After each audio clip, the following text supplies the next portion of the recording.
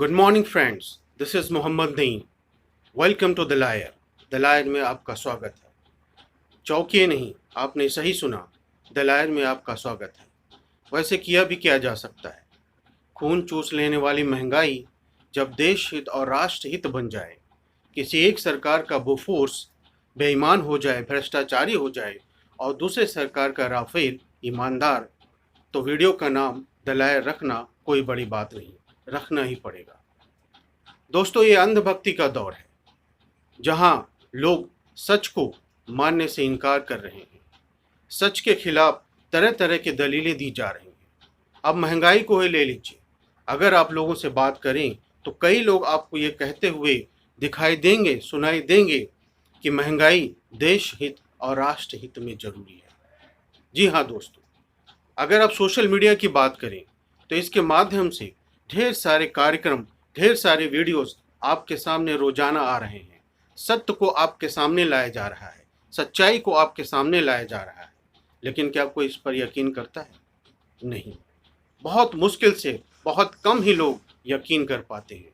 और अगर कोई सच को मानता है या अगर सच को बोलता है तो दोस्तों, वो देशद्रोही और राष्ट्रद्रोही कहा जा सकता है, राष्ट्रद्रोही बनाया जा सकता है, उस पर केस किए जा सकते हैं।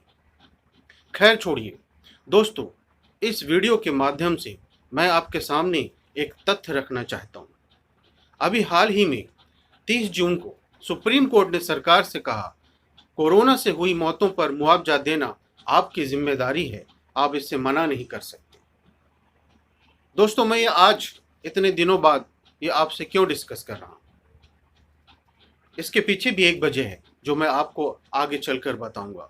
लेकिन सबसे पहले मैं इस टिप्पणी पर, कोर्ट के इस फैसले पर आपसे बात करना चाहूंगा कि कोर्ट को आखिर ऐसा क्यों कहना पड़ा। क्या सरकार मुआवजा देने से पीछे हट रही थी? जी हाँ, आपने सही सुना। सरकार ने कोर्ट में यह दलील दी कि मुआवजा देना उसके बस की बात नहीं है। इसका बोझ केंद्र सरकार के साथ साथ राज्य सरकारों पर भी पड़ेगा, जो उनके बस के बाहर होगा। लेकिन दोस्तों, सुप्रीम कोर्ट ने सरकार की इस दलील को नहीं माना और सरकार से कहा कि मुआवजा देना आपकी जिम्मेदारी है, आप इससे इनकार नहीं कर सकते।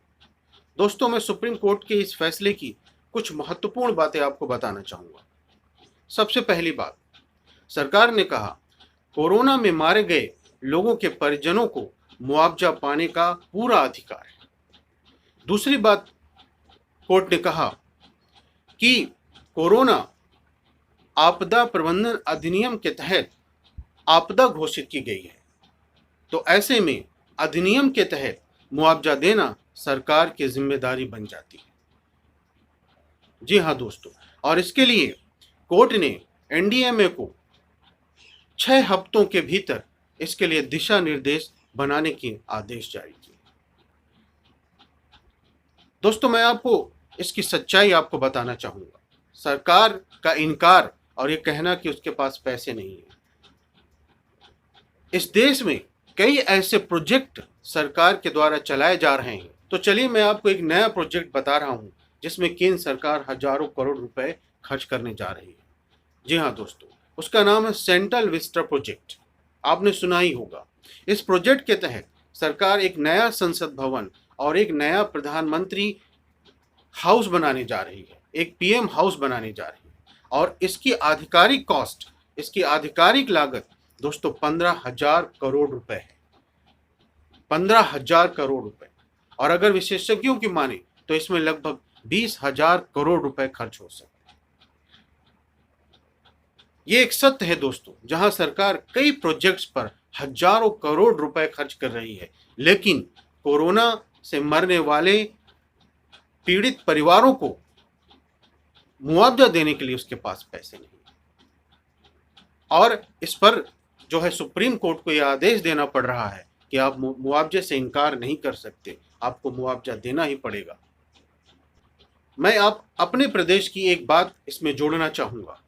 मुआवजा न मिलने से, कोरोना से मारे गए लोगों के परिवारों को मुआवजा न मिलने से वो किस हाल में हैं, उन पर क्या असर हो रहा है, इससे जुड़ी हुई बात मैं मध्य प्रदेश सरकार की, मैं मध्य प्रदेश की बात आपको बताना चाहूँगा।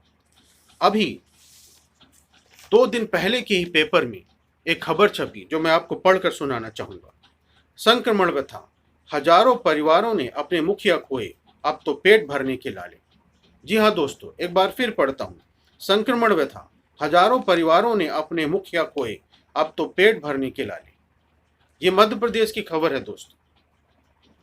ये खबर उन लोगों की है जिन्होंने अपनों को कोरोना में खोया है।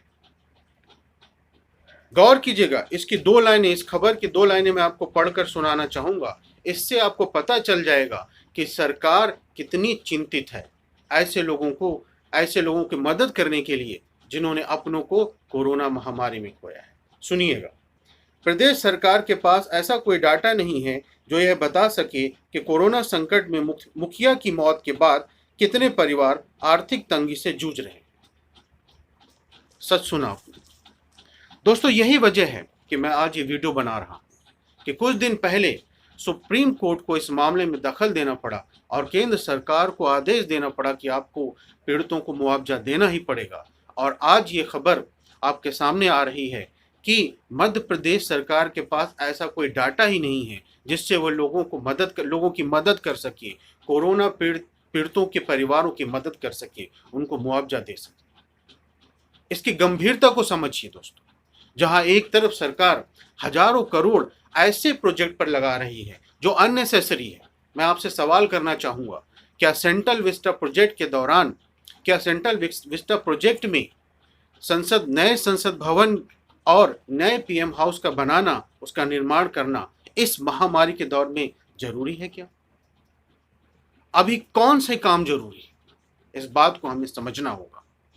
लेकिन दोस्तों, अगर आप इन बातों को लेकर पब्लिक में जाएं और 4 लोगों से बात करें तो उनमें से 2 लोग ये कहते हुए, और उन लोगों से अगर आप ये पूछें कि क्या कोरोना में मारे गए लोगों के परिवारों को मुआवजा मिलना चाहिए या नहीं मिलना चाहिए, तो उन 4 में से 2 लोग ये कहते हुए आपको मिल जाएंगे कि ऐसे पीड़ित परिवारों को देश हित में, राष्ट्र हित में मुआवजा छोड़ देना चाहिए, मुआवजे की मांग नहीं करना चाहिए। जी हाँ दोस्तों, इसीलिए मैंने इस वीडियो का नाम द लायर रखा हुआ है, because nobody dares to believe the truth nowadays. इस वीडियो के माध्यम से मैं आपके सामने नए नए तथ्य लाता रहूंगा। अगर सच में आपके अंदर हिम्मत है सच का सामना करने की, सच को एक्सेप्ट करने की, तो मेरे इस वीडियो को लाइक जरूर कीजिएगा और शेयर जरूर कीजिएगा। धन्यवाद। Have a nice day.